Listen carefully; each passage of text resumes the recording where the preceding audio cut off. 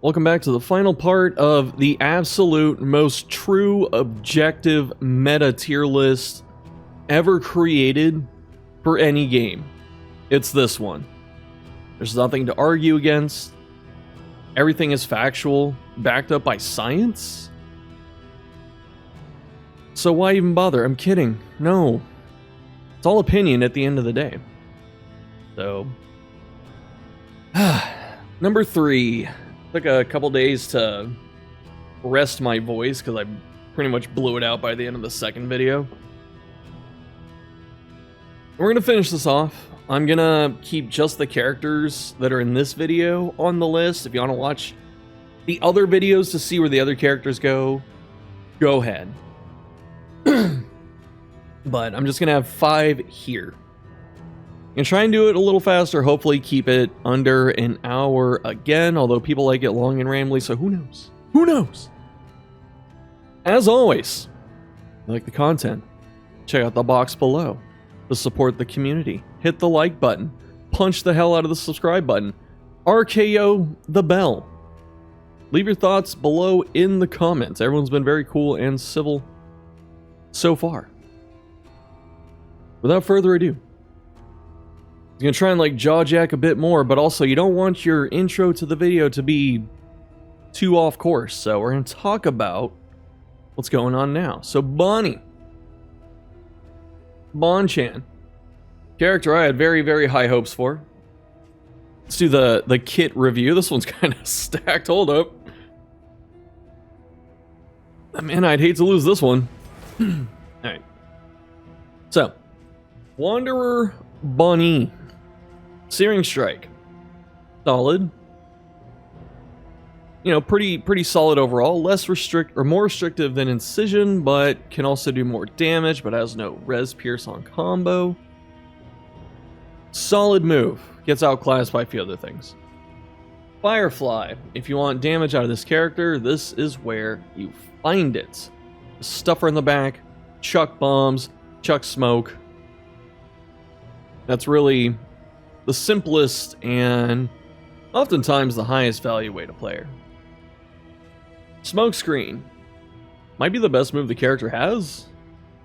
I'm gonna say it is. Like, this move is so strong, especially mastered as a debuff. And you might be thinking, well, it looks really good, nerf it. And I'm gonna say no. As I've said as I've said before in other videos, with debuff moves, they have to be at this power level to compete with other things right now. Like, why do I want to, you know, double blind vuln something when there's other times where I could just, you know, chuck a 15 damage burn plus on hit at something and kill it in like 2 turns instead of slowing it down? That's just a very minor comparison, okay? Like, there's plenty of opportunities where this is way better.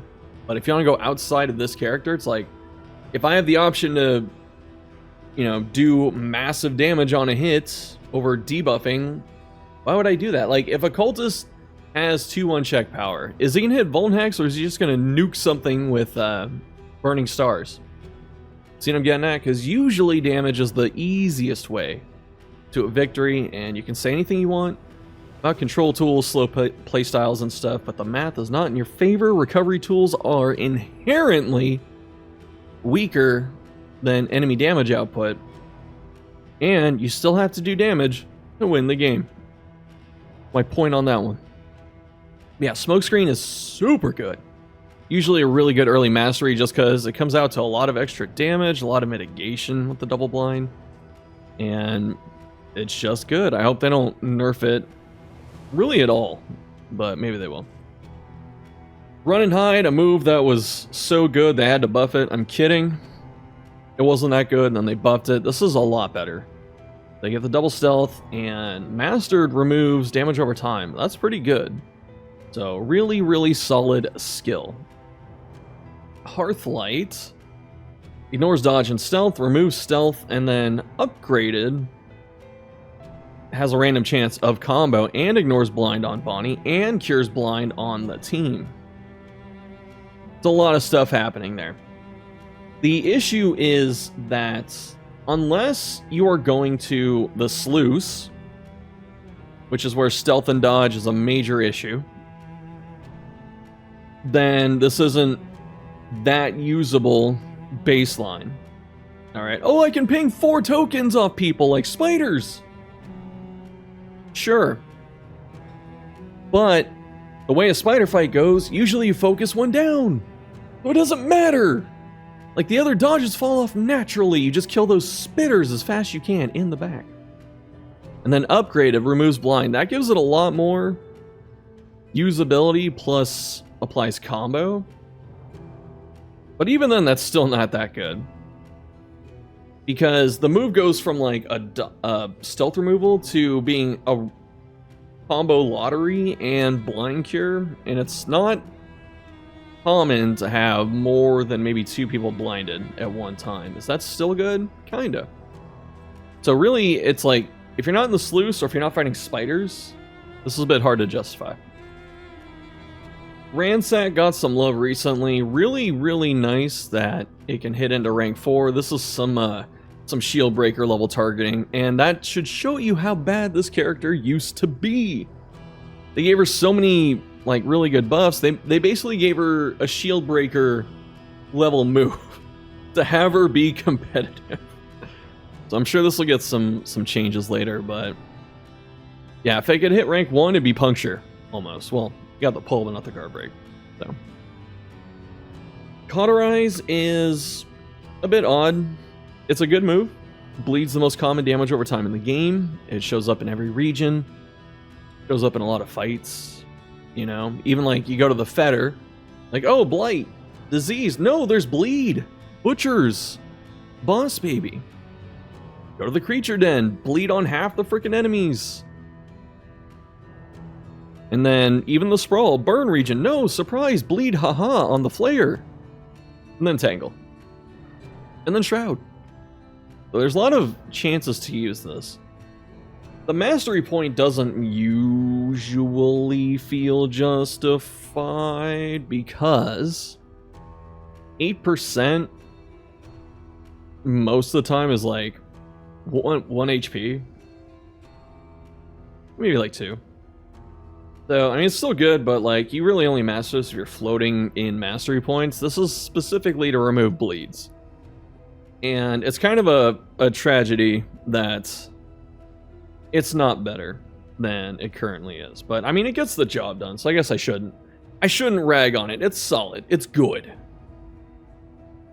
So hopefully it gets more changes later on. Controlled burn, very underrated move. You drop this under an enemy, and if they have multiple actions, it just ramps up. And it's very powerful against certain bosses. They get multiple actions, or if you're quickly chewing through, you know, weak enemies in a road fight. Dragonfly, very good move, does a lot of damage combos, and helps set up other characters that like to use combos. Grave Robber, Crusader. Who else? Man-at-Arms, right? Man-at-Arms Crush. Leper, of course. There's a lot of characters that appreciate having the combo, and 33 is a pretty decent percentage, and then you get the massive burn. So, really good. Firestarter, if you want to get like the most value out of this, you have to put it on someone that has a way to cheat out extra attacks. I shouldn't use the word cheat, but if you put it on someone that swings 3 times and gets 3 burn checks, it's okay. But if you put it on someone like Rogue Highwayman, who riposts all the time, you know, and if you have a way to funnel damage that character, Man-at-Arms, really good one for this. If you can put it on those people, then it gets a lot better, because if you can get more than 3 burns out with 1 Firestarter, I mean, of course, more than 3 is better in this case, but it does make it feel a lot better to press. Backdraft got absolutely gutted. Absolutely gutted. This used to scale with like strength and crit and stuff, and they just took it away. It's gone. So now you have to stack up burn on someone, and then as high as you can, and then just throw the damage. The only consistent burn is really just Bonnie. Like, Occultist can get it with Malediction. Vestal can do it every, like, 3 turns. PD can do it every other turn. So, oh, and Crusader can. I forgot about that. So Crusader's got some possibility there. And as I've said this before, too, I think the biggest buff to Bonnie was adding Crusader, because he synergizes pretty well. Yeah, this move's tragic. Please buff. Paths. Arsonist. All Arsonist does is get res piercing, making it the best path. This is akin to giving someone accuracy and trying to cap it out. It makes the character more consistent, and therefore consistency wins in an RNG heavy game, usually. The thing to note here is that she can self-burn. Like, people are saying I need to move my camera. Hold on. Hold on. There you go. We need to see the thing, Shelf. There you go. Boom. Are you happy? You better be. Yeah. So she has a chance to burn herself. This is resistible, I believe, so that's nice. And so if you find, like, Knitted Blanket, that's her 100% burn res trinket. It really helps. But yeah, so everything else gets 33% burn res pierce.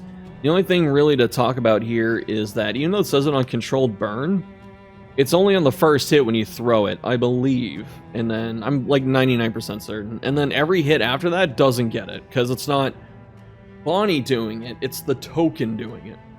And when tokens are doing things, a lot of the game rules kind of go out the window. Best path. Survivor. Worst path. Get bonus healing, and you lose chance to burn. Like, why? Why? Literally, you start with speed and 2 dodge, and then you get minus burn res pierce, and you get increased healing.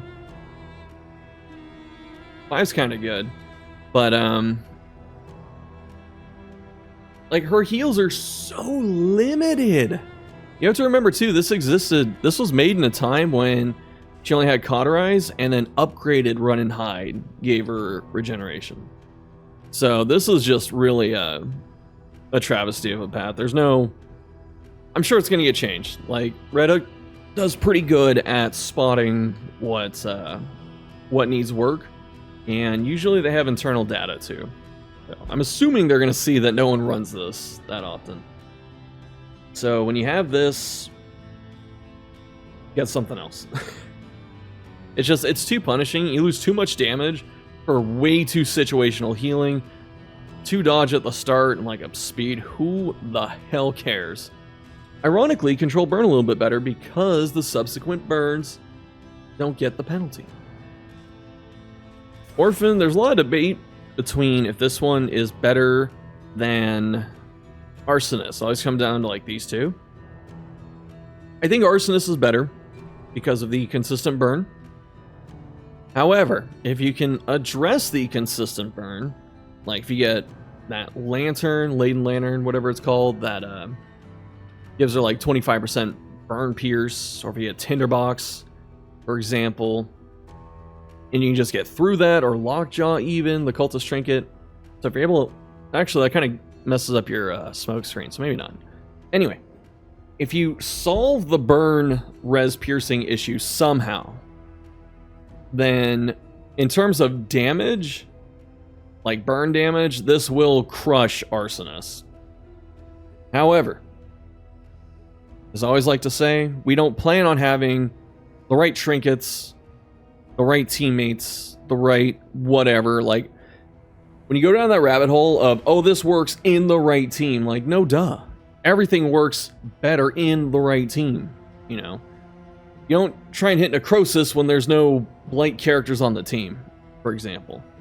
So we're going to assume that just base power level, this isn't quite as good. But if you can answer that question of getting some burn res piercing, then it's really, really good.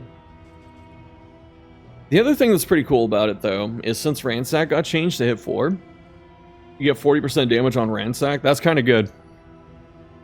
Like, this is about, was it like 6 to 12 upgraded? Might be 5 to 12 or something like that because of rounding. I don't remember. It should be 6 to 12. That's a pretty good hit. That can go into rank 4. It's better than Iron Swan.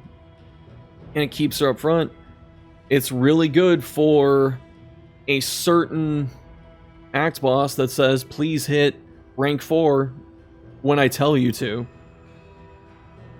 So honestly, just pretty solid overall. The one issue is the max HP getting cut. 26 is painful. Yeah. How we doing? About 10 minutes. Alright, we got speed up slightly. Alright, Bonnie on the tier list. Oh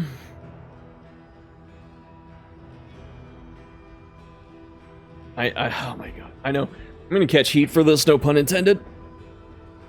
But I'm saying C. Okay. Couple situational buttons. Like, a lot of the times when you play Bonnie, it comes down to, like, smoke screen, cauterize, and a couple friends, depending on the path. And otherwise, that's not the best. One path is absolutely dead. Wander sucks because the other two are just upgrades. Arsonist is super strong and it won't last long. Or at least until she hits the rework. I'm 99% certain all Res Pierce is gonna go. At least in path format. And then Orphan's fine. So it's like 2 good paths. Like 6 skills out of the whole kit are usable consistently. That doesn't give her a lot of stuff to do. So I don't think she should be much higher than that. It's not about trying to fit her into a team or anything like that. She fits in a lot of teams. It's just the kit ain't that good. Okay. I got a lot of comments. People wanted Bonnie and S. I don't know if they're being sarcastic or what. I'm sorry. Flagellant. Oh boy. Oh boy, Damien. Punish. Solid move, kind of like Incision. Very close to Incision in terms of what it does and the reach. And then you get the self-damage. Fester could be a better move, but this is the first thing that is taken off the bar when you get Acid Rain. And as far as clearing corpses, that's pretty good. Best place to clear corpses. The Fetter. What are they resistant to? Blight. So, kind of sad. Deathless, very good move. Compare this to Divine Grace and just see how not great that move is. Oh, but Shuffy hurts himself. Yeah, he wants to get hurt. It's the point of the character. He gets stronger when he gets hurt. He gets access to more things. Endure isn't too amazing as a stress heal. You can do some goofy stuff like Flag just soaks all the stress from people, and then someone else, you know, heals him. And that can kind of work, but I think the best application of this really is just to push Toxic. So, you ever want to, like, manage your stress between fights, you know, put on Endure, hit a road fight, maybe go to, like, 6 stress. If you're on the mountain, that's a better example. Go to that Cardinal fight, and you just don't get Hollow Vesseled 6 times, so you're enjoying life. You get that Cardinal dead, or about to die. And then you hit Endure once or twice, and you're at like 8 stress, 9 stress, then you go into the boss fight in Toxic. That's pretty good. Lash's Gift is fantastic. Heals quite a big amount, and gives some pretty solid freaking buffs. If you could use it in 1, it might be more overpowered than it already is. Acid Rain is about... This is what Plague Grenade should be, right? Because we have almost Incision on Punish, and then this is what Plague Grenade should be in terms of damage. Maybe not as much on hit, but like just 3 damage instead of 4. So you can't do stuff like Encore Plague Grenade. Just waste the backline. But it's okay. It's not bad. You know what I'm saying? It's not bad. It's good. It's good. More, the most stupid, brain-dead move on the character. You can heal 30 or 45% of his life with 3 tokens, unmastered and mastered, respectively. You get 2 taunt instead of 3, which means that after he gets guaranteed hit twice, he might not get hit a third time because he would be in real danger. No. He just gets hit twice. And then you get to hit like punish or something and proc yourself to get one more pain token. And then they all go off. You just heal a bunch. This move is ridiculous. This move should exemplify two things. One, how like ridiculous taunt can be. And two, how ridiculous this character is. Suffer. It's not more, so it sucks. You know, I was kind of half joking. On average, this is curing one person of damage over time. Or it's curing one damage over time effect. Yeah, it might take that 4 damage bleed, then put it on him. Then he gets DBR. The thing is, though... No, actually, I'm not going to say it. No. Anyway, no DBR. It's not good because DBR is a myth, okay? People don't run the invigorating intoxicant or whatever, where you get buffs at death's door. People don't run that because DBR isn't great, and you're not planning to die or almost die. You shouldn't be planning for that. Sepsis is really good. It's good on every path. But on this one, it's pretty much exsanguinate from DD1 flag. So it's a bunch of damage. It can res pierce. It's a fat heal. And that's a huge damage over time effect. In DD1, getting a crit exsanguinate was one of the best freaking feelings. So it was like a 54-point bleed or something. It was a lot. Might have been less. Was it like 9? Might have been 9 on hit. Yeah. Might have been. I don't know. It was a lot. And it still continues to be a lot. So it's a really good move. And that's what I'm saying. Like, more. Oh no, I'm at death's door with my 3 pain tokens. I guess I'll hit sepsis and then just boom, 95 HP, 95%. Undying is actually a really good move because Mastered gets up to 5 regen, which gets you out of range of a lot of damage over time effects like General Waking Dead. Can't gank you with a crit because the bleeds for 4. And if this is Mastered, then you out heal it by 1, so you survive. I mean, it's pretty good. It competes against Deathless is the thing, and then everything else on flag is like also too good. So like this move slot's very competitive. Necrosis only good on Blight teams, but very good on Blight teams. I'm gonna make a video on that soon. 4 paths: Punish, Acid Rain, Sepsis, Lash's Gift, Punish.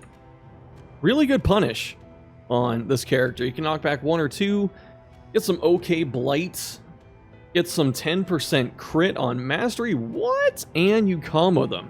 Very nice. Acid Rain, probably the weakest one, no pun intended. Does a little bit of damage, and then applies weak, and then sometimes combo when it's mastered. Got a lot of people trying to talk about how weak works with Ordainment. And frankly, a lot of people don't, have it right. Talk to good buddy / editor Ranger.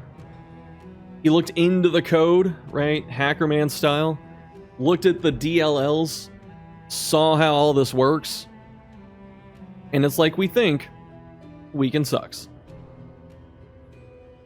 So, let me just throw 2 tokens that shave off a little bit of damage. Not the full 50 like you'd think. It's additive. And then you get a chance to combo.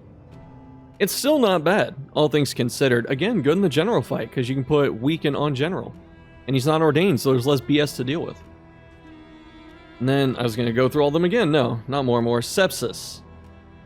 Maniac Sepsis is really fun, because it takes all the negative tokens you have, and you can take them from your teammates, which I should have shown first, but you can throw all the negatives on them, or combo. and then heal up to half your life very safely. And look at this with Lash's Gift. Like, this character has so many ridiculous combos. I said ridiculous 3 times. I'm being self-conscious, but character has so many crazy combos being able to heal himself. That's why, oh no, Shuff, it's 20%. Doesn't matter. You can heal a little bit, taking negatives off your friends, and then you can sepsis them onto the enemy, and you can heal anywhere between 55 and 80% HP. Yeah. And then there's Lash's Gift, steals all negatives from you or from teammates and combo. Exanimate. This is the Blight path. It's not bad. It kind of locks you into like 3 characters though. It's pretty much Grave Robber and PD at that point, but it's a good team. When you're low health, you do extra Blight damage. That's quite a lot. Acid Rain, same thing, extra Blight damage. Lash's Gift, this one is so good. All 3 of them have been good so far, but yeah. Lash's Gift, if you're under 20% life, you can heal for 10%, which means sometimes you might stay within Lash's Gift range. The fact that it heals 10% is just cool because a lot of his self-damage moves that aren't deathless deal 10% damage to himself, right? So what he can do is Lash and then Punish, or Acid Rain and then Lash and then do it again. There's no cooldown! If you really wanted to, you could Lash and then Lash again, and it'll crit, even unmastered, because for some reason, you get the crit token first. We used to have to work for those crit tokens besides take aim. Just giving them away. And then Sepsis is the cause of death effect, where however much blight they have on them, you deal that much damage immediately. So you just take it off and then you front load it onto them, and it heals a good amount. This might be, I don't even want to say it. Like, I'm thinking, like, is this the weakest Sepsis? It shouldn't be. It's still really good, but like, they're all good. I don't know. Scourge. Sepsis, Deathless, Suffer, Lash. Sepsis. Much like the previous thing we just saw with Exanimate, where you do all the remaining blight damage as front-loaded damage, and then instead of, or normally you do remove the blight from them after. However, if they're comboed, it stays. That's right. They just take a ton of damage. So even mastered, you know, if they have like 50 points in blight, they're comboed, thankfully. You freaking sepsis that. They take that 50 immediately, and then they still have 50 more that they're gonna go through. Yes. Deathless is still really good here because it heals him, but the issue that Scourge kind of runs into, everyone says Scourge is like the best for Deathless, but the only thing I would say against that, not disagreeing, but the one thing I would say is not in its favor, is that Flag has to be low health to use it. So there will be plenty of times where someone you need to heal is genuinely in danger, and Flag is at like, you know, 54% HP, and he can't hit this. And that's a bad feeling, but definitely doesn't stop this from being good. Lash's Gift. Why?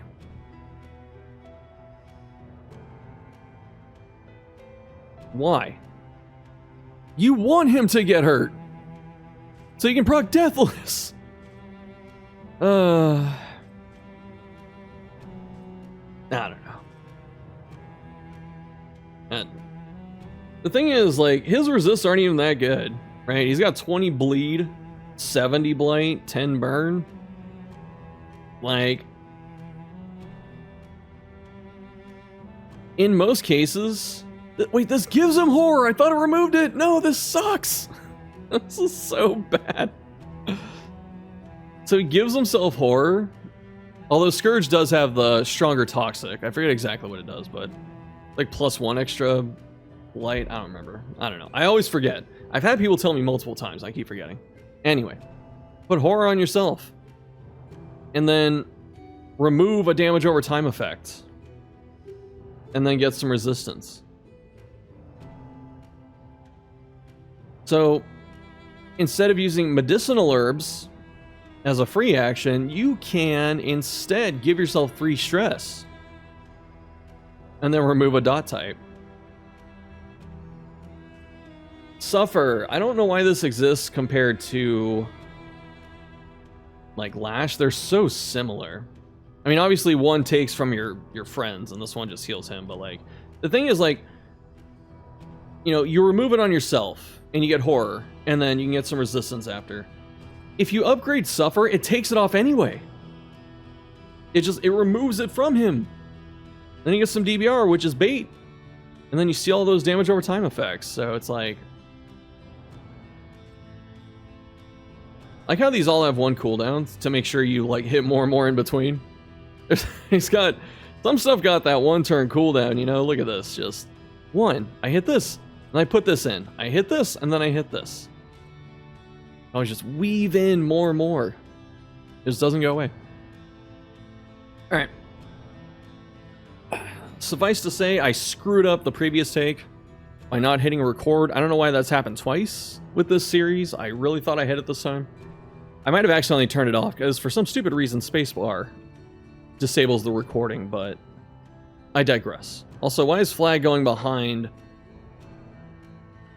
Oh, I guess he's going behind everything on the menu. That's weird. Anyway. It's no secret. Everyone knew this. Flag, he was already in S tier from the previous take. I didn't like put him back and move him up there for dramatic effect because I just don't care. He's broken. Oh, but Shuffington, you forget that Lady Death exists. She is the true counter to Flagellant. Yeah, man. That's why she has low blight resist, right? She's the counter. The other thing, too, that I dislike when people say that, you know, Death's the reason he's overpowered is, for one, you're acknowledging that he's overpowered, which is already no. Bounty Hunter can be overpowered because it costs a resource, even though it's not that big. Someone else leaves the team so they don't get affinity pips or any other random bonus you find. And he's only there for 1 region. And he can show up once a run. And he has runs where he might not even show up at all. That's okay.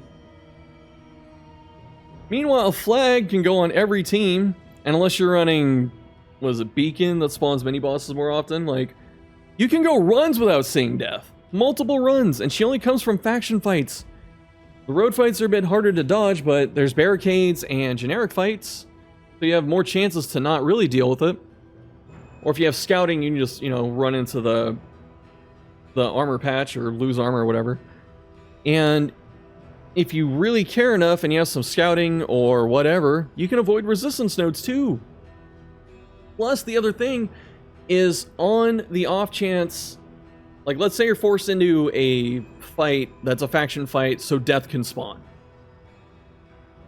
You can stall out the last turns of that fight to put yourself in an advantageous situation for when she shows up. The counter my ass. Alright. I don't know. Just big disagreement. Huge. Huge. Alright. Who's next? Duelist. This is where I got to and I realized that I wasn't recording. Felt bad. Anyway. Wanderer. Duelist. Very cool character, complex, has stances. All complexity goes out the window when you get meditation. And the main core issue with Duelist is that she's a character that needs turns to set up and get rolling in a game that usually doesn't give you a lot of time to do that. slow playstyles are inherently weaker, not that they can't win.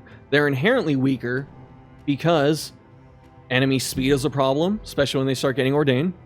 So on average, they're already going first and putting you on the back foot. Recovery tools either have cooldowns, use limits, or thresholds, right? And mathematically, they are weaker than what the enemy is doing to you. So, and for some reason, there's a stall penalty in this game, which it's already hard enough to stall as it is, but there you go. So, like, a character that needs like 2 or 3 turns to get moving is kind of a big ask, and I'm not saying she always needs that, okay? Not, because I say like one thing and then people grab that one sentence and go, he means everything with this. No. But the thing is, she has to get into a stance and then she can start doing stuff. In a very short road fight, you might be able to get away without doing it. Like you can just hit flesh and, you know, nuke something, maybe. But most of the time you do want to get into a stance, especially when you have paths. And you don't have to really accommodate, you don't have to worry too much about building a full dance team for her, but you do have to have a team that can handle itself if she, you know, moves a spot forward or back or something like that. Touche actually is pretty hard.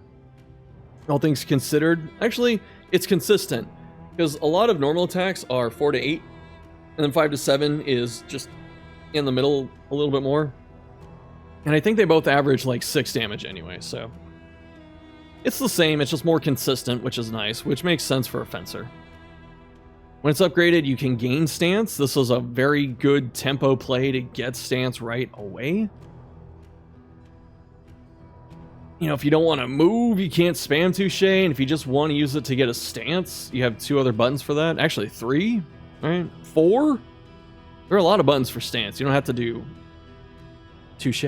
Feint does some okay damage, flips your stance. If you're on Intrepid, this gives you dodge, which is nice, and then you get some crit. So really easy way, easy play styles like meditation and then just feint spam. So you just always have like riposte or you're flipping stances and then you do something else. So it's weird. Feint is either something that's in the flowchart of your duelist combo or it's just not there at all because you have other ways to deal with stance.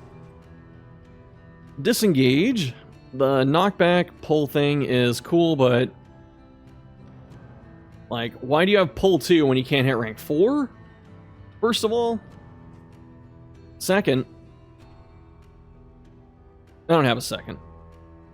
Oh, actually, I do have a second. It ignores riposte, which means that when you hit something with riposte, it takes away the token, even though riposte doesn't trigger. That's nice.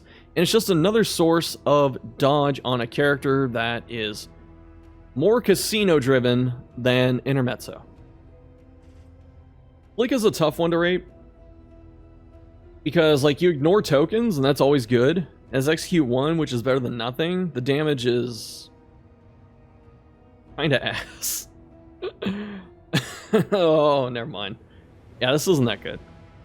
It doesn't have a lot of reach. You can't use it from a lot of places. The damage isn't great. Has good crit. And in terms of the tokens and stuff like that, I'd like to see it ignore, like, if it's upgraded, you know, defensive stance ignores blind, then aggressive ignores, I don't know, weakens something. It just doesn't, it's not strong enough, you know? And then, like, you have to be in the right stance at the right time, and, you know, maybe you want to do other stuff. So you're just sitting in a stance, you know, waiting for the enemy to get the thing you're trying to get rid of, and then you flick them. I don't know. I don't think this move's that good. Preparation is pretty good, actually. And if you look upgraded, it gives you the equivalent of the blood combat item, which is very rare. But guess what? Duelist gets it every other turn. So this is a really good... Oh, you get riposte damage, sorry. So this is a really good way to, like, meditation turn 1, and then prep, get your speed, get your freaking damage all over the place, then, like, do anything else. So you're fully loaded with, like, taunt, dodge. You might not have taunt. Wait, do you get taunt right away? No. So you're just loaded up with dodge and all this damage and speed, nothing to do with it. You flick them. Anyway, it's okay. It's not as good as it seems. Which even that feels wrong to say. I guess it's because riposte isn't the best strat. It's a very slow strategy to kill things. The boots, pretty solid move. Goes from 5 to 15 crit for some reason. I'm pretty sure it was supposed to go to 10 or start at 10, but hey. It's being aggressive. That's the only thing that kind of sucks. And you combo them and get a knockback 3. That can be pretty good. Again, not a good move. Reason being, at least on this path. Okay, on Wanderer. Reason being, you lose all the tempo of your character when they like drop stance tokens. Actually, you don't lose all of it. You can just still hit meditation next turn, but you know, if you're trying to do something as intricate, you know, where it's like you try and weave in different things with your stances, then this can kind of ruin it. Plus, clearing all cooldowns really isn't that good. Most cooldowns are 1, maybe 2 turns. The only people that really suffer from cooldowns are Vestal. The only person is Vestal. And then like Unmastered Howling In, I think is 3. And just in case you really thought you were going to do something clever, you know, like I'm going to clear their cooldowns, I'm going to put up a stance next turn because I lost it, and I'm going to clear the next person. You can only use it every 5 turns. And you only get 2 uses of it. Did you want to put Consecration of Light on the entire team? Sorry. Not happening. Definitely could be better. Flesh is a really good move to lean on when you first start, or when you first get it, and you're learning duelists and stuff, because it's just... It's very predictable, good damage.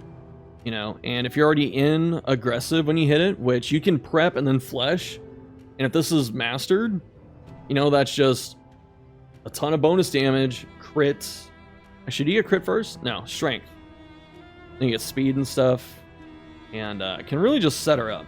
And if you do invest in like the dance team, or just have someone that can, you know, fix her position, like freaking you prep and then flesh turn 2.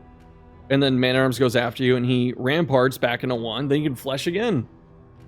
Meanwhile, Grave Robber's locked to rank 4 and 3. Cringe. But pretty good move. Burst damage. Burst damage is always good. Meditation, like I said, this is where all the complexity disappears. You just hit this turn 1, and then just hit it every other time it's up. Reason being, you get Dodge Plus, which is really helpful sometimes. It can be pretty helpful. And you get Taunt. Taunt is brain dead. Anything that gives you more Taunt, especially with some kind of mitigation like Dodge Plus, is good. And then just for laughs, it removes combo. just for fun, you know? Coup de Grace does different things on most of the paths, but if not all of them. Yeah, ignores, block, and weaken. Kind of wish it ignored blind and dodge on master, but that would be really strong considering it's always the exact damage that you see. You can give it strength, that's 9 damage, and it's execute 2. Like, why does this exist in a game where Glint in the Dark goes from execute like 1 to execute 3 if you're in stealth, and 3 is not that useful. 2 is where it gets useful. 1's whatever. Execute 2 really good. Execute 3 a meme, I guess. Oh, but Shuffington, duelist must get into stance. Grave Robber has to be in stealth, and she can't be in rank 4. Hope you didn't Shadow Fade into the back. Yeah, good move. Ruthless Instruction is not great until mastered. Like, giving someone 2 regular dodge is kind of a weak turn. It's better than nothing. I'm not saying it can't be useful, but like, would you rather give someone 2 dodge or just flesh them? Like, yes, I could give someone 2 regular dodge, or I could hit this nutty flesh and see the best animation in the game while doing so. Because you're not going to hit this when someone's in, like, dire need of surviving. Like, 2 regular dodge ain't going to do much in that situation. You're still coin flipping to see if they even get hit, then coin flipping to see if they die, because DBR is a myth. The skills ignoring blind for 3 turns when you're an aggressive on mastery is pretty cool. It was cool until they nerfed Cruel Intent. So now this is only good for Leper. And Cruel Intent was always a Leper trinket, but this move let Cruel Intent be used other places. If you're not aware of Cruel Intent, the old version was you had like 66% bonus crit chance if you're blinded. And the trinket blinded you every turn. So you're basically, you know, just coin flipping to see if you crit him for a huge amount of damage. And it's good on Leper, because combo let him hit through blind, so that's how you'd use it. And then you could have this, but no, they took that away. They took all the fun away. Grr. Instructress. This is a path that definitely needs... the path itself is good. I'm just saying, like, players need to embrace this more, because this is actually pretty sick. It's got some good stuff. Disengage. Invert stance. Block. Doesn't put you in stance either, so it kind of takes over for feint. Bit weird. But it is movement. This isn't. This is static, so... Again, this is the money. For 4 turns, your hero that you target with the buff does 10% bonus damage per point of stress. You might be thinking, oh, Shuff, that kind of sucks. No. On average, your characters outside of a boss fight are probably sitting at like 3 stress. That's a hefty chunk of damage. You're fighting a boss where stress and all that just goes haywire a lot of the time, then you're up to like 5, 7 stress. You want 70% bonus damage whenever the hell you want? That's kind of good. And then the upgraded version where you have to use defensive is also cool. You give them 3 stress and they get an extra turn, just an entire turn. This isn't the same as an extra action, I believe, so you do take damage over time in this situation.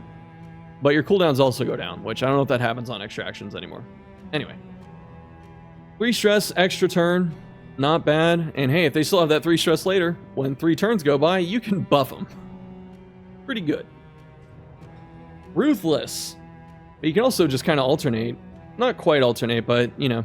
Let's say you do give them some stress and an extra turn, because you're in defensive, right? Because that's what happens. JK, you're in defensive for Ruthless Instruction as well. You can just take 2 stress off of them. Or 3 Mastered. And Horror. And if you're in Aggressive, which is how you get the bonus damage, you can give them some stress and strength or crit if it's Mastered to go along with your stress buff. These two together make what we call a hyper carry. It's like a MOBA term, but if you just set up someone with this, like you give them, you know, some extra damage per stress and random strength and crit and stuff like that, you know, you say, this is the favorite hero. This is my dev bias. Then you can just annihilate stuff if you keep that person relatively safe. And that's pretty fun. But, you know, it takes a little bit of planning. I think like Ravager Hellion is probably a good pick. Leper is okay if you have combo. Man-at-Arms still pretty good for it, surprisingly. Highwayman, Grave Robber, stuff like that. Yeah. It's a very fun playstyle if you want to do it. I like it. Coup de grace can only be used on the back. Has a cooldown, executes, does some solid damage, can hit rank 1, gets some big crits, and upgraded on Killing Blow, clears skill cooldowns. So how do we have... Also, why is the cooldown down there? This is a bug, right? Because the cooldowns are up there on every other skill. What about execute? Where's execute? Yeah, so you look here, cooldown is separated. There's a line between it and the other effects. And then execute's down there with the effects. And then here, they're all together. I don't know. It probably doesn't mean anything. It's weird to look at. Tooltips are a mess. Anyway. Yeah, every other turn, if I kill something, I can clear my skill cooldown so I can keep spamming this. Like, what's to stop you from hitting again, getting all that juicy bonus damage, hitting coup de grace or ethereal dust if you have it, good use of ethereal dust, clearing all your cooldowns, and then hitting it again. It's a lot of bonus damage. Like, ridiculous. Then meanwhile, on the other path, on Wanderer, it has a 5-turn cooldown. Antagonist, I really like this path. I like all the duelist paths, honestly, but... Antagonist is a debuff-centric path. I like this Touche the most, because it doesn't move you, so you can just put her in rank 3 and just park her there, and then just throw out debuffs the whole fight. I like that a lot. You can put her in 2 as well, but I like her in 3. So, it's a good first mastery point. You go into stance, and then, depending on what stance you're on, you either weaken them or vuln them, and both those can be helpful. The vuln's obviously better, but the weaken's pretty good for bosses. Yeah, before Ordain starts screwing everything up. Disengage, I believe, combos them on or when you're in aggressive. I was gonna say on mastery, and puts you in defensive. If you're already in defensive and wait, no, it always combos, right? This tooltip always gives me trouble. So in defensive, mastered, it should be combo and double blind. That's also pretty good. And it's back 1, so. And there's no cooldown, what? Wait, I gotta try this, man. Hold up. Just go, like, meditate turn 1, then just disengage, disengage, disengage. Could you just get, like, some massive value? My god. I swear, man, this character has all these, like, little tricks that are just slipped in there, but we all just spam meditation because we have 4 brain cells. Tragic. The boot can stun on combo, can combo when in aggressive. And you can get that combo off more often than you think. Plus you get the stun when you're in defensive, so you can like disengage someone, give them combo and 2 blind, they whiff their turn because they suck, and then you can boot them for the stun, you know? I don't know if that's how it works, because I really can't read this tooltip. So I'm looking at this and I'm like, okay, it goes from stunning when target comboed, and it's shortened in the master version, so it says combo : stun when defensive. So I'm pretty sure they have to be comboed already, so you only get a double blind off combo. That's kind of whack. I take this back. This is still good, disengages, whatever. Coup de grace. They gave us a stun for little effort. No combo shenanigans, no double days, baits, nothing. Meditate turn 1, stun. Has a cooldown of 2. You can be stunning all the time. If you go into aggressive stance, you can put down some debuffs. That's pretty good. So this is pretty fun. I like it. Antagonist is pretty overall good. Like, fits into a lot of teams because, like, throwing vulnerable on a bunch of stuff and combos is really helpful. Good. Intrepid, the casino. This pass sucks. It's fun, though. So what happens is your feint changes to give you dodge and dodge plus. Really good first mastery or early mastery. Disengage makes someone guard you, or you get stealth later or before and then guard later. Both of these can be helpful. Like if you don't want her to keep getting hit. Because the whole thing of this character is to dodge something and get a stack of a buff. Unless you're running blind everywhere alongside all this dodge, it's not as strong as it seems on paper. You might be like, oh, I dodge everything and I get all these buffs. No. You dodge one thing, maybe 2, and then you get hit for your entire HP bar because you have 80% damage received. Oh, God. Such bait. Yeah. Prep changes. Oh, that's right. This is the only prep change. Yeah. You remove damage over time, and you still get your crit with the other thing. Why do they... Hold up. Why do they... Why? The whole path relies on dodging. Ideally, you're not having damage over time. And you know what they took out of prep? They took the freaking repose bonus. Why? Just let her have it. This is like the repose path besides like Wanderer. She wants it the most. You take it away. Oh my god. So they stack up to 5, but what happens is, I don't know if it says it in conditions or what. Is it on the token thing? Let's see. I don't know if this is the base version. I think it is. This is the water version. What about, where's the post? Okay.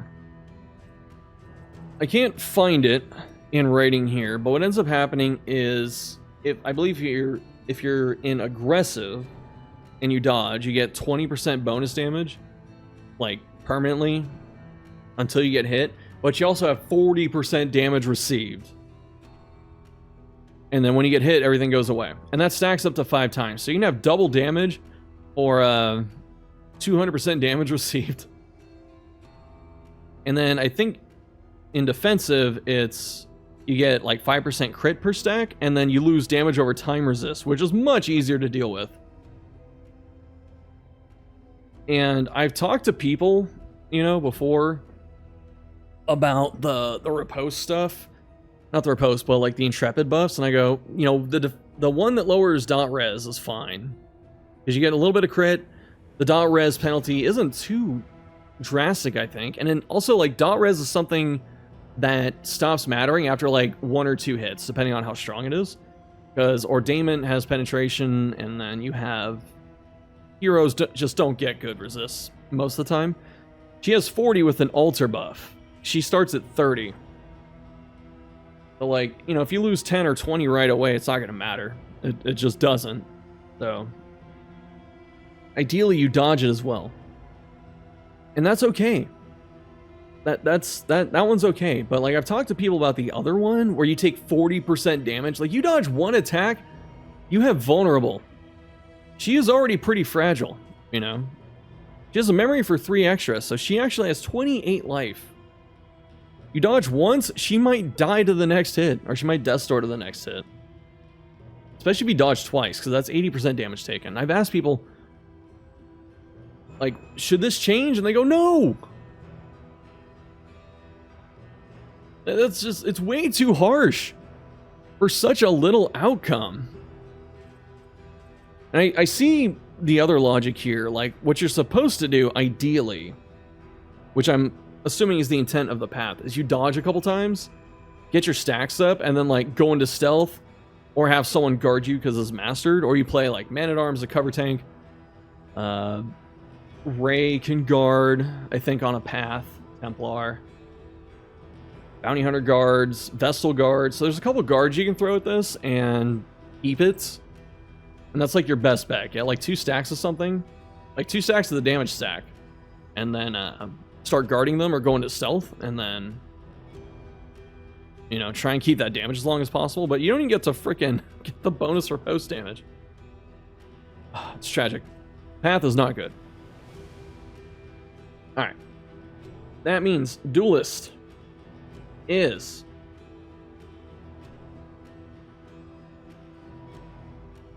oh god, this is hard. Is she C? Is Duelist just not good? No. She has 3 good paths. Wanderer, Instructress, and Intrepid are all good. Not Intrepid. Antagonists are all good. Intrepid's a meme.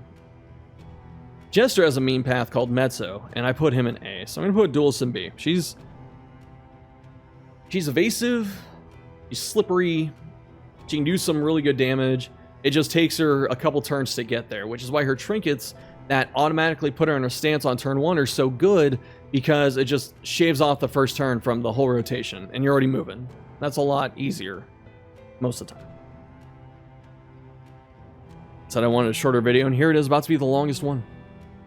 It's got too much to say. Too excited. I'm trying to talk and ramble so I don't think about the 100-degree heat that I'm dealing with right now. It sucks. Alright, Crusader. Fan favorites, Renauld. Wander. Smite, bonus damage on combo. Not bad. That's all there is to it, just solid on hit thing. Stunning Blow, really good. Stuns out the gate on combo. Later on, removes crit, which is a really good one to be able to get rid of, and strength. Zealous, kind of like Dragonfly without the movement. So if you want to spam this and Dragonfly together, it'd be pretty fun. Inspiring Cry, not as good as Bolster, but still pretty good. I mean, it's a good upgrade because it always keeps Ray's stress down, and if he has to heal himself, he heals 3. But I mean, taking 2 stress off of teammates, you know, periodically is kind of the norm. So it's in line with all that. Rallying Cry used to be absolute garbage, and now it's still it's better. It's better than it was. Upgrade, you take all the tokens off yourself. Sometimes this matters a lot, because there are some bosses, fights, like the Shroud, you know, that just throw a bunch of garbage on you. FF can throw garbage on you. There's just a lot of things that just negative tokens. And you can get rid of a couple. It's helpful. Reap, this is Hue++. The minus healing received doesn't matter too much because enemy healing isn't usually an issue outside of cultists and the fetter. But if they're healing in the fetter, that means they're eating corpses, and you'd rather just stop them from doing that than stop them from healing when they do it. Also, this amount isn't like a lot, so this isn't that good. What is nice though, when it's mastered, you heal against combo targets. So like if you Dragonfly and then Reap and you get lucky and you get both combos, you know, you heal for 30. It's a solid cleave move, that's it. Battle Heal is overall very good. Heals Ray for a little bit, average 4 HP because he has 40. Heals someone else for 20 to 25. The upgrade's not too impactful, but you go from 2 to 1 cooldown. That's helpful. Bulwark, absolutely ridiculous move. Again, people sleep on this. Get regular block, which is okay. You get 2 and then 3 taunt, the dumbest token in the game. And then you get 4 regen when mastered. That's a lot. It's a lot of mitigation. So it's like if you get hit with the damage over time, you kind of counteract it, at least at first. And if you get hit by a hard attack, not heart attack. Sheer heart attack has no weakness, but anyway, you mitigate it by half. It's a really good move. This alone is what keeps Banneret out of being purely Wanderer Plus, is because if you put him in the back for like the Zealous and stuff and the Omni Reach heal, then you lose Bulwark. And Bulwark's really good. Holy Lance is just fun. It's not as good as it was in DD1.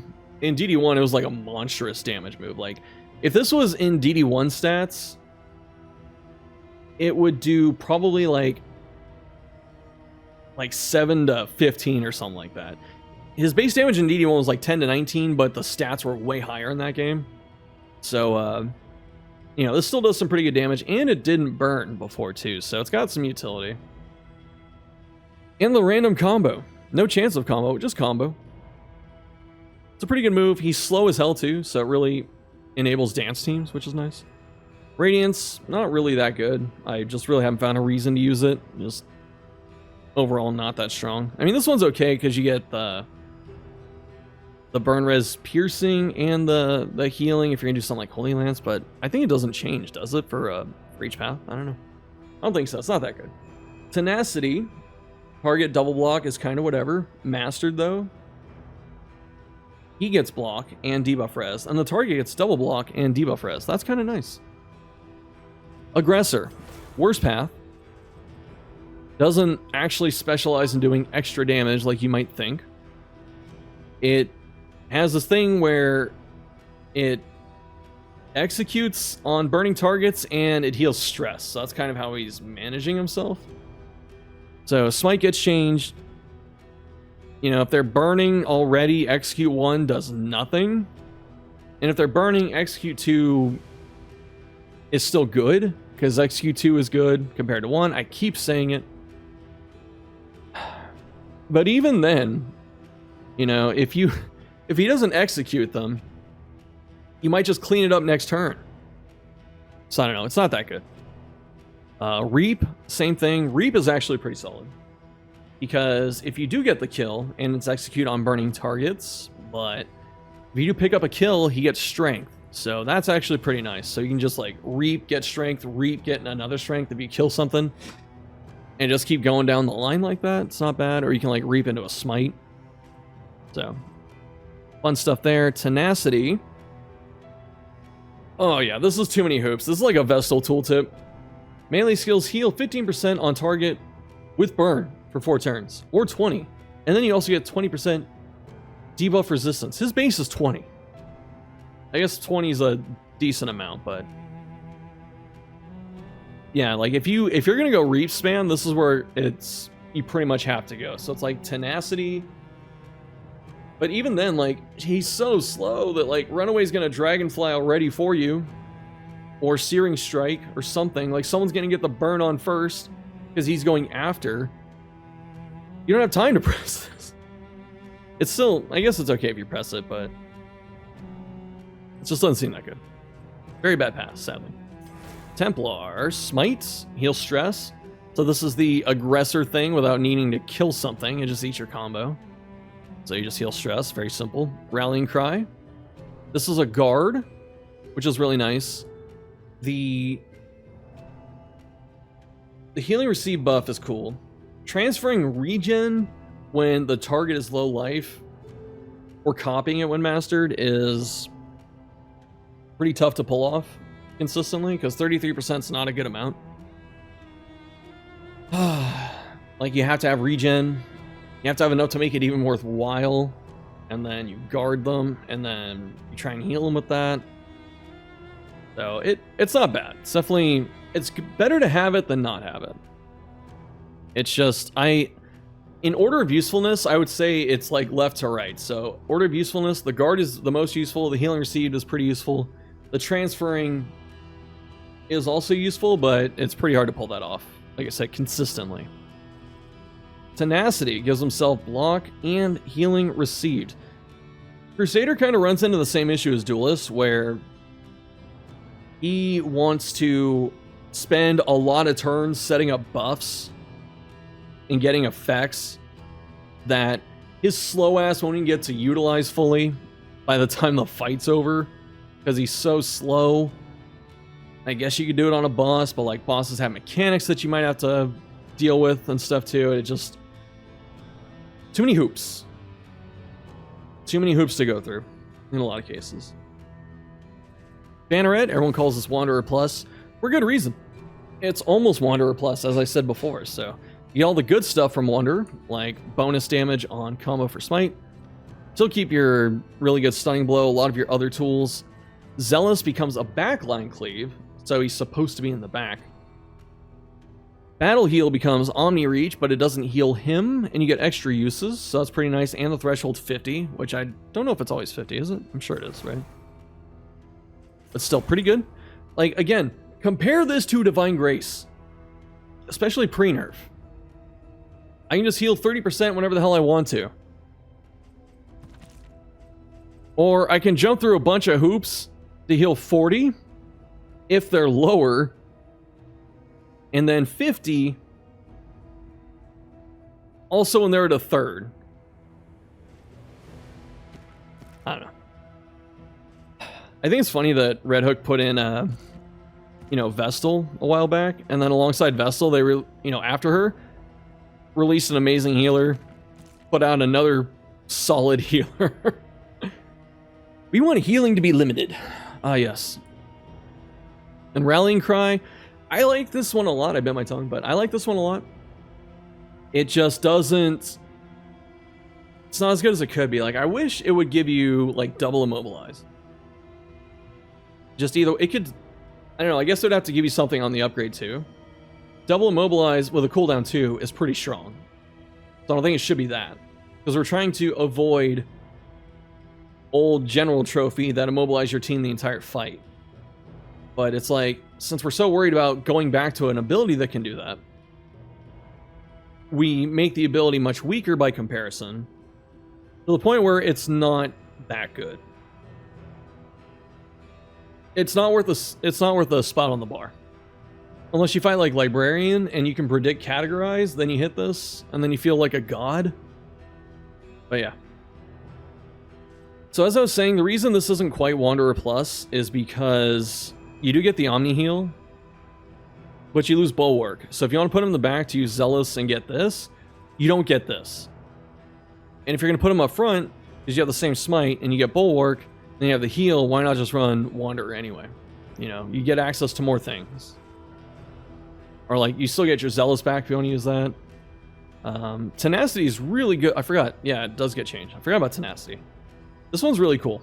Whole team gets block, removes daze and stun, can be really nice. He goes slow, so he has a chance of getting it off people in between their turns. Yeah. All of that said, I'm gonna say he's B. I want to put him into A. I really do. I want to in my heart of hearts. But the issues, I mean, the pros for him are he's a rank flexible generalist that can chip in on damage, he can heal, he can provide some utility. There's a lot of cool stuff there. He's a really good plug and play unit. The downsides are he has really slow speed. So there are sometimes it's a benefit, but a lot of times it's a detriment because he can't go fast enough to help anyone do anything. Like, if you're going to guard someone and give them your regen, they've already gone. They might have got hit again and died, or died to their damage over time. I don't know. He doesn't have a lot of HP. He's got 40. Vestal has more than him. Did you know that? I did. Vestal has 1 more HP than him. So our big, gargantuan dude in full plate armor. Not full plate stuff, it's half. Okay, whatever. Anyway, in armor.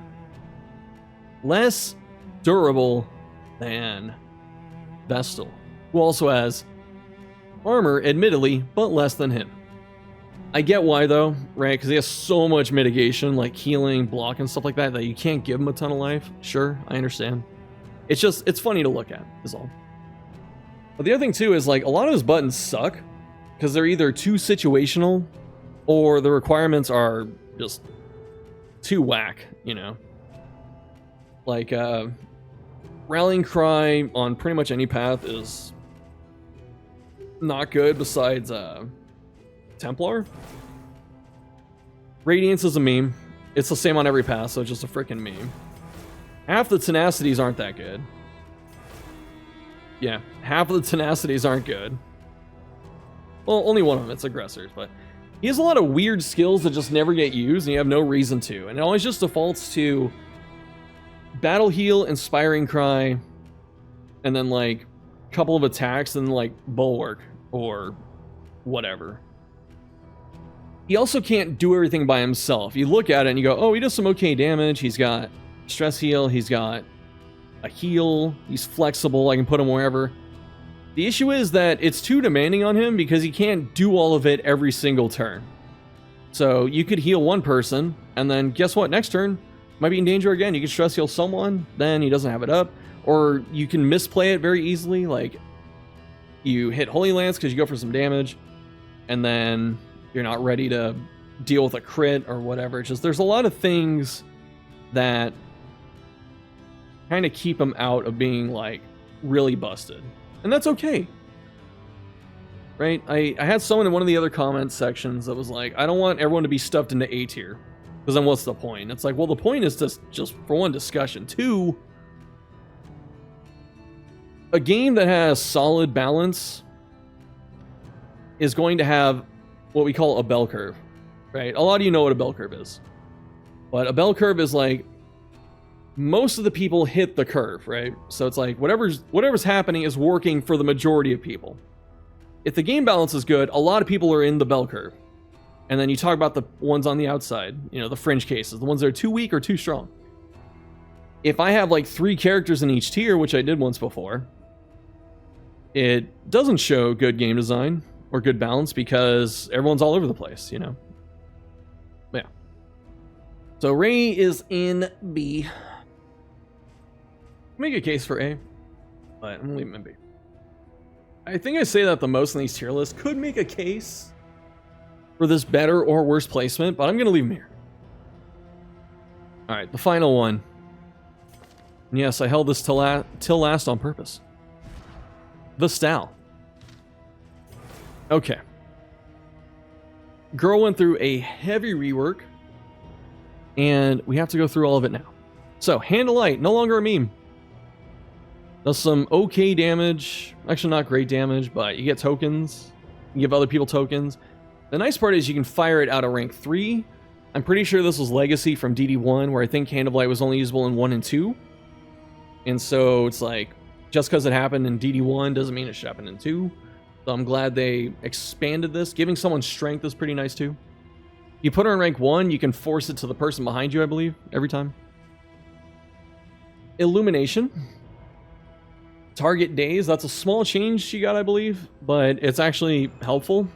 Just something else. Like, if you're not removing dodge, if you're not removing stealth, if you're not blocking dodge gain, at least you just freaking daze the person. And you can use it from anywhere to hit anything. Call this Omni Reach. Judgment. Got a... You get a damage bump? I know Confessors did. Let's go back and dig through the patch notes, but... Damage is okay, the burn's okay. And a lot of people like to say, oh, this does a ton of damage, because, you know, when you have 2 tokens, it's 8 to 14, you know? So it's almost the equivalent of, like, an unmastered Howling End. And then if you have 3 tokens, it burns, so that can be some pretty solid damage. The interest, or the... I guess the flaw, I don't know why I said the interest, but... The flaw with this is that she has competitive uses for the conviction token. So it's like, it could be Judgment, could be Grace, could be Mantra. Right? She wants to do a lot of things with those conviction tokens. In 2 of her paths, she wants to keep them. So Confessor gets bonus debuff res pierce per conviction token, then Chaplain gets bonus stun res and movement resistance, like 10% per token. So sometimes she doesn't even want to spend them, you know? Granted, only one of those paths is up front, that's Chaplain, but yeah. So, it's not... I mean, it's fine. It's a solid move, but I think people overestimate how good this is. Like, just because it can randomly hit some good numbers, I shouldn't say randomly, but like every 3 or 4 turns you can hit something kind of hard is no reason to celebrate. I guess if you just spam it, like doing 4 to 7 damage and then the occasional like double damage, I guess I should try that and see how it works. Like, is the burn bait? Like, do you get more damage out of just spamming it? I don't know. But then why spam damage on your healer? You just pistol shot.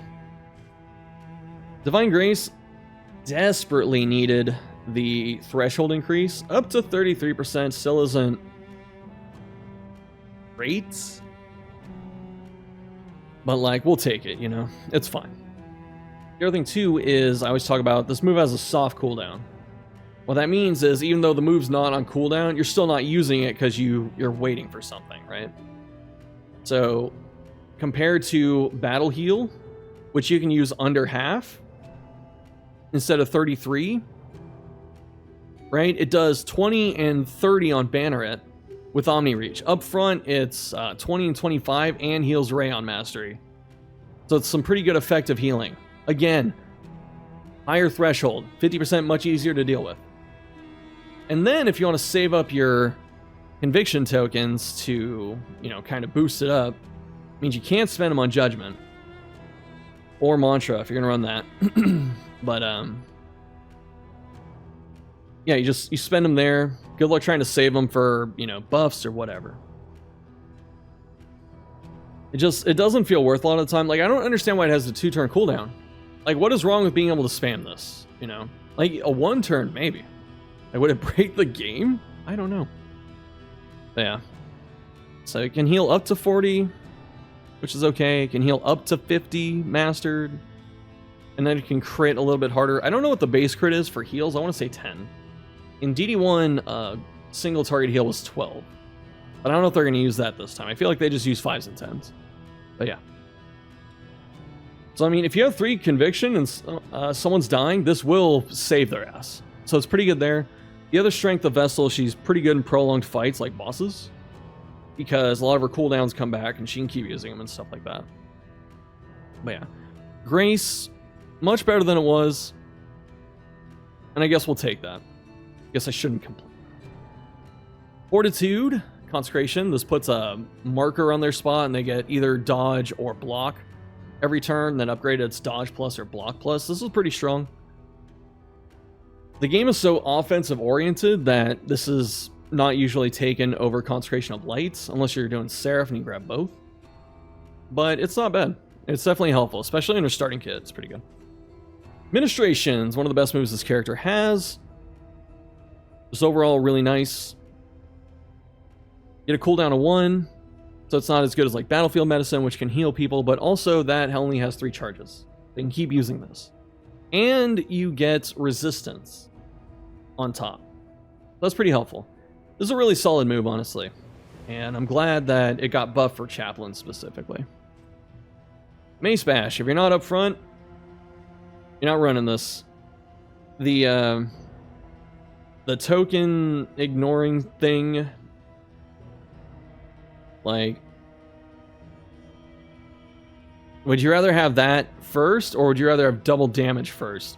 Because a lot of the times in this game, most characters that can do some good damage, you are clearing the tokens out beforehand for them. Either you're making sure they don't get blinded, guard them, use an item, you know, to cure stuff. Use your other characters to get rid of block, dodge, whatever's happening. Set up vuln, right? We're used to setting up damage. And this, like, is it even worth it? Like, guard's not that common, right? I'm looking at the mastered version. If they block it, it's 3 to 4 instead of 6 to 8. I mean, obviously that's a lot lower, but you're not getting much more if you get through there. Block plus is obviously a different thing. That's definitely more worthwhile. Same with dodge and dodge plus. Like, the only thing that's wrong with... The only thing that sucks about swinging this into dodge, if you don't ignore it, is that you can just miss, and that there goes all your conviction. And that doesn't feel good. And then, like, the damage maxed out is almost a Burning Stars. Obviously, Burning Stars is way better because it already ignores block, deals a ton of damage, and you can use it every 2 turns instead of every 3. So, definitely could be better. But maybe it's at that point where if you buffed it, it would become busted. So, I don't know. Sanctuary outside of Chaplain is really good. Mastered, not unmastered. Unmastered is fine. You get some guard and block, that's fine. Mastered, it's stress heals, which is really nice. Do not sleep on that. Consecration of Light, this gives strength every turn until it's mastered. Then it's 25% chance of giving crit instead of strength, but otherwise it's strength. Really, really, really good, because this is just consistent token buffing on, you know, your damage dealer, or if you're running a dance team on multiple people. And Vessel can do other stuff on her turn. So it's really turn efficient. So no surprise, it's a really good move. Divine Comfort, a lot of discussion on this one. On the one hand, healing or regenning 2 a turn for 3 turns, or 3 a turn for 3 turns with a 4-turn cooldown on the whole party. The value really swings. Because it's like, oh, Shuff, you can just top people off. Well, you have road healing. Road healing's better. Like, yeah, I can get like 2 ticks out of this, or I can just drive down the street and I get half my HP back. If you're getting hit by any massive amount of damage over time, this doesn't do anything. Like, it slows it down a little bit, but a lot of damage over time starts at 2, a lot at 3. Some of the BS ones, like Maid, throw 4 blight at you. Exemplar throws 6. I think Deacon throws 5. And most of the time, like, if there's something there that does it, other people can do it, so they just, you know, stack it up on someone. So the value is definitely diminished. The more I play this character, the less I like this move. So it's just generally, like, how do you buff this up breaking it? It's the same point, right? It's like, it's okay. It does things. Sometimes you don't press it. Because, like, your turn 1 with Vestal, are you going to hit Comfort in the fight, or are you going to hit Light? You know, it's a 4-turn road fight, because that's how fast they usually end. I'd rather just put damage on someone and start swinging, instead of, oh, let me heal a little bit. I don't know. It doesn't use Conviction, so that's good. But yeah, if you buff this at all, it probably breaks. And if you don't touch it, it's mediocre. So I don't know what you do there. Mantra. You know what's funny is this is kind of ass. Like, it's a no threshold heal. So you can heal 2 people with this at a time. Like, if you put both these down. That's the thing with Mantra. It always locks you into so many abilities. Like, oh, I want to use this. I have to use both of these to use this.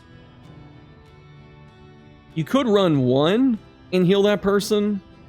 Then it's like, what the hell are you doing? And you burn all your conviction again. Which sometimes you don't want to do that. And then Mastered.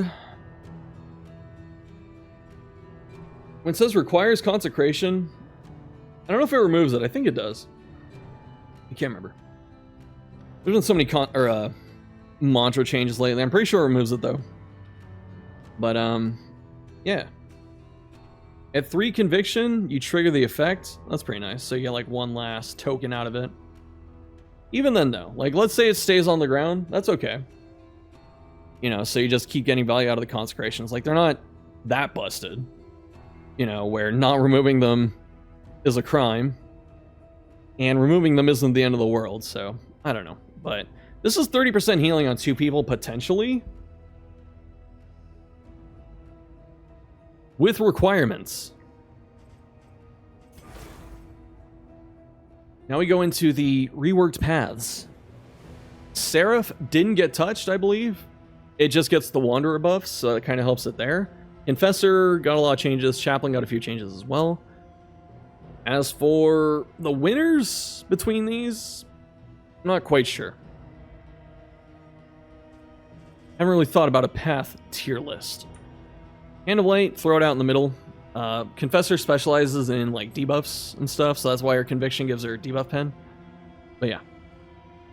In the middle, cleave the front, give yourself strength, give the enemy weaken. Could they really not make this like 3 to 4? Like 2 to 3 and then 3 to 4? Could they not do? Oh my god. Whatever. But it weakens. Like, do you press this unmastered? Hell no.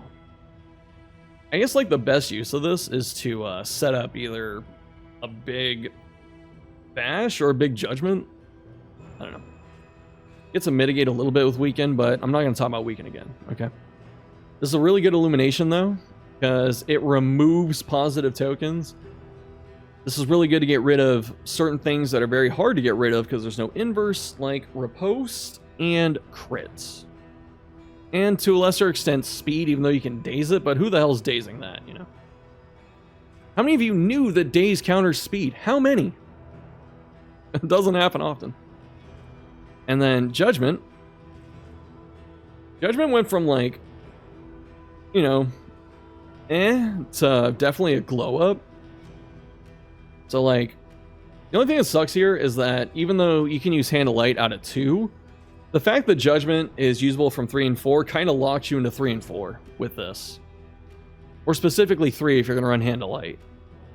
Yeah, this one got a damage bump, and it gets a little more crits, mastered. You get 2 weaken, you get a daze and a vuln, and then you master it, and it's 2 vuln and a stun. That's good.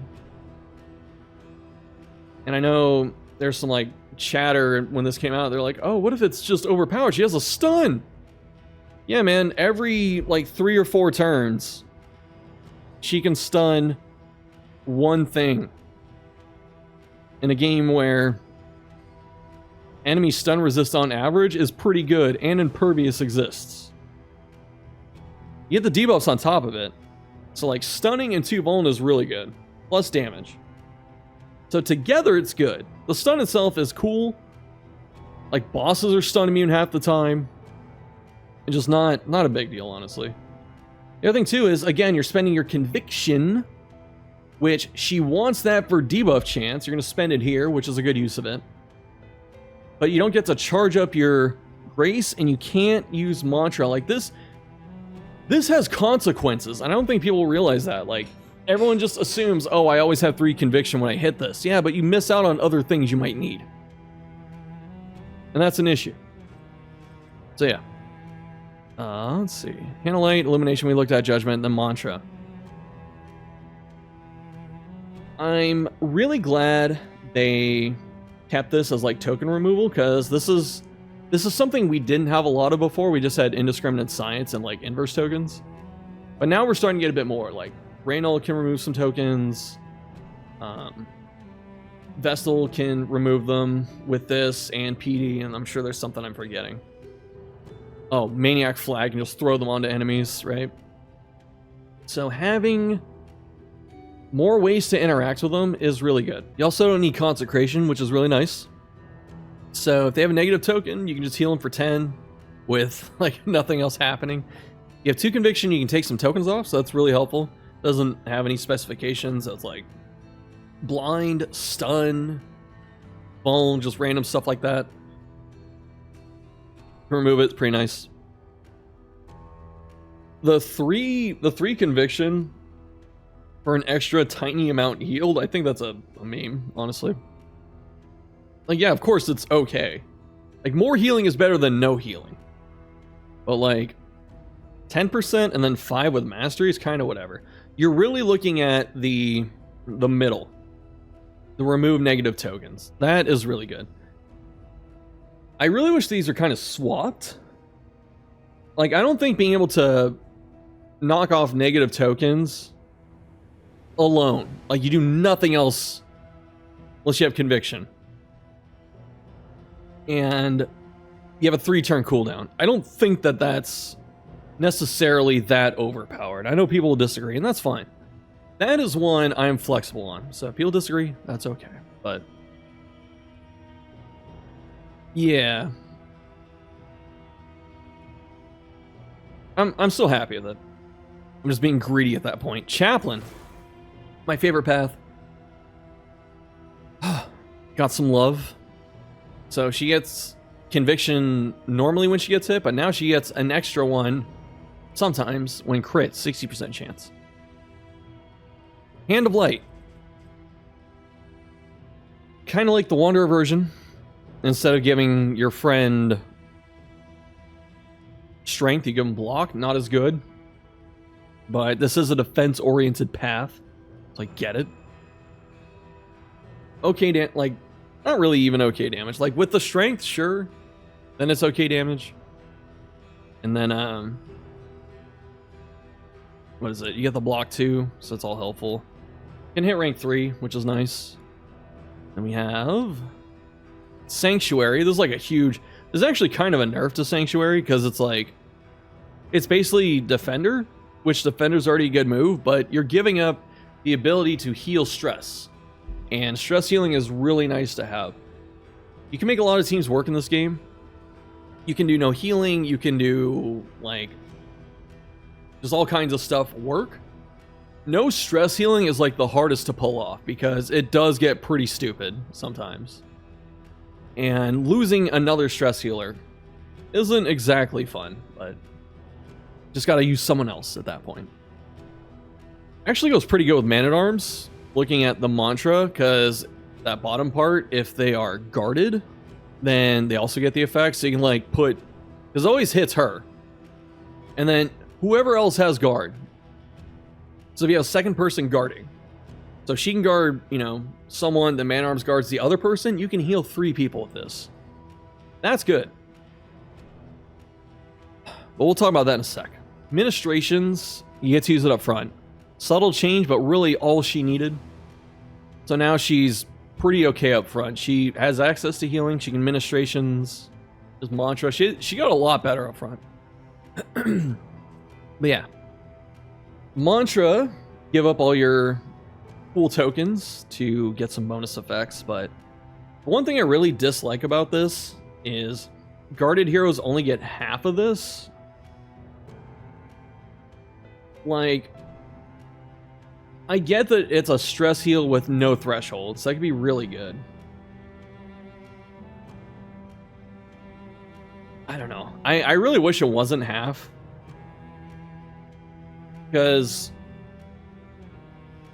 at least before, Chaplain wasn't good. And so now you can give him a little bit. I don't know. Maybe I don't hate this as much as I thought. The fact that it's no threshold, I guess, is okay. So you can hit this preemptively. Okay. I hate it less. It's just weird that it's half. You know, one more to go. It's hard because it's so hot. Alright. Seraph. My knowledge got no buffs directly in the update, but she got the Wanderer buffs, so that's still technically buffing. There's a path focused on consecrations. They last 5 turns instead of 3. They have a 5-turn cooldown instead of 3. She gets conviction every time they activate, so you want to put down 2, and then she gets 2 a turn. You know, so she can kind of spam those good moves for a bit. And then mantra changes. But mantra changes on, like, every path. Okay. Actually, that's all there is to it, right? Consec of Fortitude and Light. For a long time, this was considered Wanderer Plus, but there are some nice times with Wanderer instead of Seraph where you're not forced into running both consecrations. You know, you have a little more flexibility. And this character's got monstrous cooldowns on Seraph, so it's like, if you're on both consecrations and comfort and like grace or something, you have turns where you do literally nothing. So you want to avoid that. So that's kind of a point for Wanderer. But otherwise, I mean, it's still a good path. Just drop down consecrations, and then you hit this fat mantra, which just is a fat heal. No other strings attached. It's just a big ass heal. So the fight's about to end. You know, someone's going to kill it next turn, or it's dead to damage over time. Mantra, just get 30 or 50% of your life. It's pretty good. So, I didn't really use a D tier this time. So we'll say that like Vestal started here from last time. She only got buffs, so she goes up, of course. How far though? Is it secretly S? Hell no, it's B. She's probably pushing into A tier though. The reason being that Confessor came out pretty good. Chaplain came out pretty good too. Like both those came out better. Wanderer is just a little more forgiving. And Seraph got buffed by proxy. But the big takeaways in terms of what she can do now is Chaplain got ministrations in 1 and 2. That's huge. Massive. That's almost all she needed. But then she has a really good mantra self-heal. So she's kind of like... It's solemnity with hoops to jump through, you know? And sometimes you can give it to other people.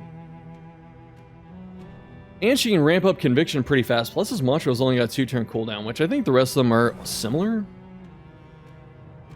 Well, it's either they need consecration, which has a long cooldown, or it's a condition which is 2 or 3 turns for Chaplain and Confessor, respectively. Alright.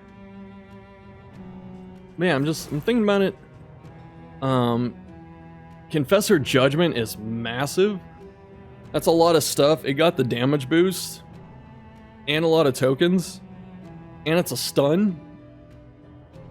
Like that is hard to turn down. You know, and Illumination was already good on this path. This is like why you ran it. You ran Illumination in Confessor to get rid of tokens. Is really good for certain bosses. The Hand of Light's okay. I mean, it hits 2 people. That's probably why it doesn't do more damage. But yeah, I'm looking at it off screen. I'm sorry.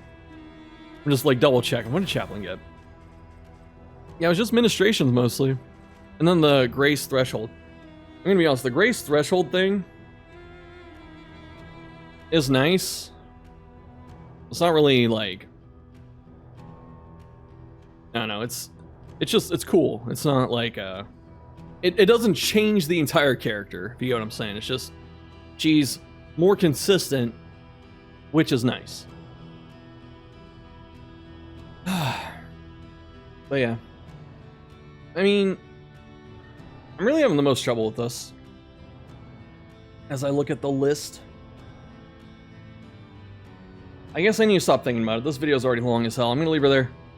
Apologies, and I'm sorry for the last video where I doubled the music. I didn't mean to do that. That was me being stupid, because the game already had music in the back, and then I put music on top, because I'm just so used to doing that. I do that at the end, too.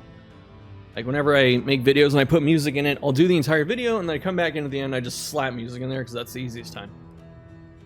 I'm sorry. Yeah, let me know what you're thinking down below. Let me know if you enjoyed the longer format. I know some people dislike it, some people like it. You know, with the tier list, you know, it could be 10 minutes where you go, good, good, good, bad, good, bad, good, good, bad, bad, bad. And, like, you don't say anything, so you're just kind of like, why? You know? So when you're able to get into it and explain yourself, then, you know, people can see the logic, they can follow along, there's more to agree with or disagree with, right? You know, even though I'm taking longer with this video, explaining my thoughts and stuff like that, there's a lot more for people to talk about when they respond, you know, so I don't necessarily mind it. As for upcoming videos, we got hero guides. I'm gonna get the reworked heroes done hopefully soon, hopefully by the end of the month. We'll see. I'm gonna update the best builds video. I'm gonna make a best team video. I'm gonna make another team video for the Blight Cleave. And I'm gonna try and get some variety in there too. There's some games I want to show off, like Veil of the Witch, Lost Eidolons, Terra Randoma, of course. The poll showed people wanted to see more Warhammer 40k, so we'll still do that too. But yeah, thanks for watching. See you next time.